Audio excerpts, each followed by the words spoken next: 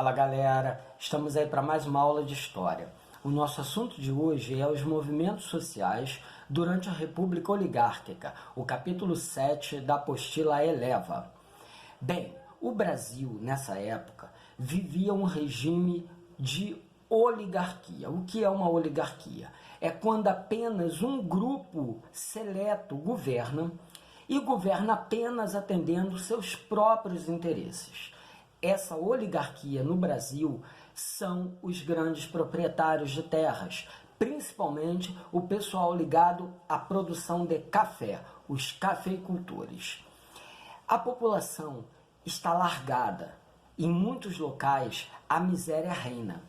A classe industrial não consegue progredir, a burguesia industrial não consegue crescer, porque todos os interesses são voltados para atender as necessidades desses grandes senhores de terras. Muito bem, por todo o país, por diversos motivos, vão começar a surgir conflitos, focos de revoltas sociais. Essas revoltas se dão no campo, são as revoltas rurais, e se dão nas cidades, que são as revoltas urbanas. As revoltas do campo vão ter uma característica muito própria, que é o messianismo. Estamos falando de uma população altamente religiosa e sem muito acesso à cultura. Então, é muito fácil surgir alguém que conduza essas pessoas a uma vida melhor. Esse é o Messias. No sertão nordestino, no interior da Bahia, vai ter um conflito chamado Guerra de Canudos. Um senhor, o Antônio Conselheiro, ele vai se erguer e organizar a população miserável que vive na área da seca, da caatinga, para viver em uma comunidade, na fazenda Vaza Barris, a comunidade de Canudos. Só que nessa comunidade haviam também cangaceiros, que vão atacar as fazendas vizinhas. Os senhores de terras, insatisfeitos, vão exigir que as autoridades tomem providências.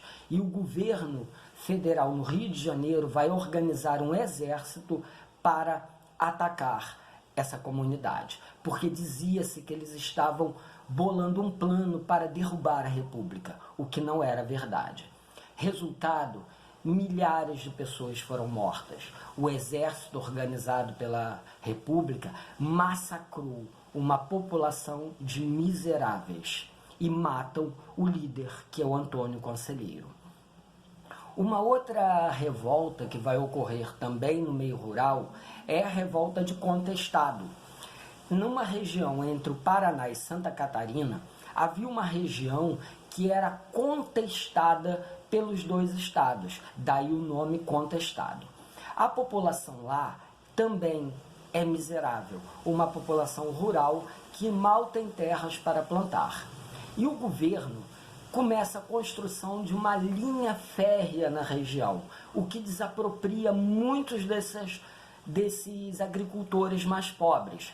O governo emprega eles na construção dessa linha férrea, prometendo que daria terras a eles depois, porém não dão essas terras, e eles ficam sem ter nada. Nesse momento surge também um líder messiânico, que é o monge João Maria, que vai liderar essa população para tentar uma melhor forma de vida. Acontece que os governos dos dois estados que estão em guerra vão recrutar essas pessoas para lutar em seu favor. E como é uma guerra interna, o governo federal vai intervir e mais uma vez vai matar essa população miserável.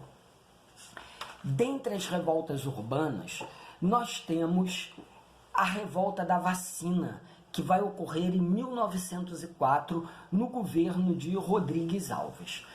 Estava ocorrendo um processo de urbanização da cidade do Rio de Janeiro, reconstrução da cidade para torná-la uma cidade mais moderna, no modelo europeu.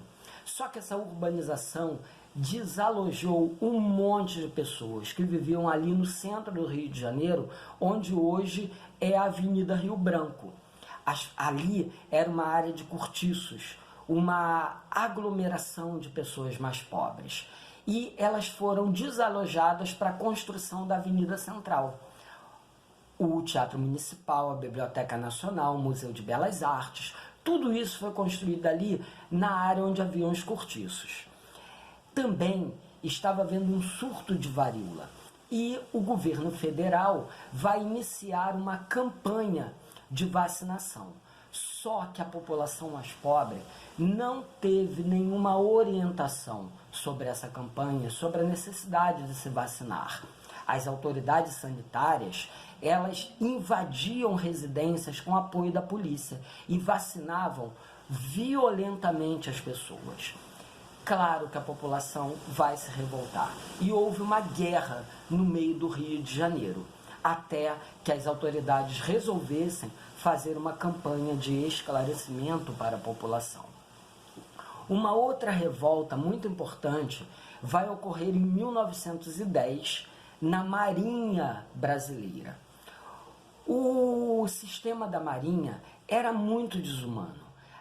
A população mais pobre que adentrava para a Marinha ia para os cargos mais baixos, os marujos, os cabos, e a maioria eram negros.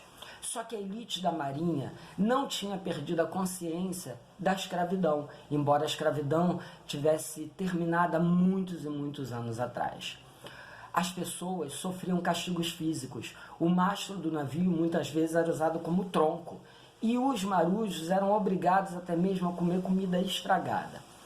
É durante um desses conflitos, quando um marujo se recusa a comer essa comida estragada e ele vai ser açoitado, levar chicotadas, que um cabo, o João Cândido, se ergue em defesa desse seu amigo. E aí ele vai acabar tomando posse do navio e apontando os canhões para a cidade do Rio de Janeiro, a capital federal. O presidente Marechal Hermes, ele vai dizer que aceita as exigências desses marujos, que eram simplesmente acabar com os castigos físicos e parar de servir comida estragada. Mas quando os marujos se entregam, eles são presos e deportados para o Amazonas e para o Acre. E João Cândido é preso e morre abandonado numa prisão. Bom, galera, esses foram os principais conflitos sociais durante a República Oligárquica. Até a próxima aula!